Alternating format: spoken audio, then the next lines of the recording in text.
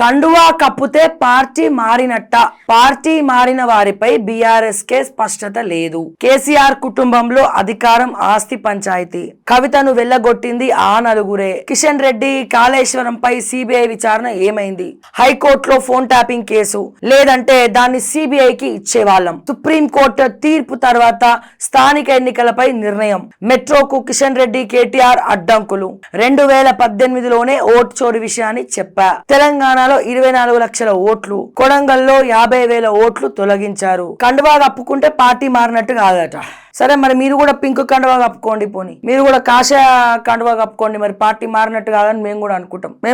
మరి అట్లనే ఇప్పుడు కాంగ్రెస్ కండువా ఎవరు కప్పుకున్నారు? గూడెం మైపాలరెడ్డి కప్పుకోలే, ప్రకాష్ గౌడ్ కప్పుకోలే, దానం నాగేందర్ కప్పుకోలే, ఇంకా మస్తు మంది కప్పుకున్నారు. ఇక 10 మంది కప్పుకున్నారు. మొత్తం కప్పుకోలేదు అని చెప్పే దమ్ములు లేవో వీళ్ళు రాజకీయ నాయకులు. కండువా కప్పుకొని నేను వేరే పార్టీ కండువా కప్పుకున్నానని కూడా ధైర్యంగా చెప్పుకోలేనటువంటి నరకయాతన అనుభవిస్తున్నటువంటి దుస్థితి ఎవడుకున్నది? దమ్ము లేకుండా, ధైర్యం లేకుండా అంటే 10 మంది ఎమ్మెల్యేలకు ఉన్నది. వాళ్ళకి దమ్ము ధైర్యం ఏం లేదు.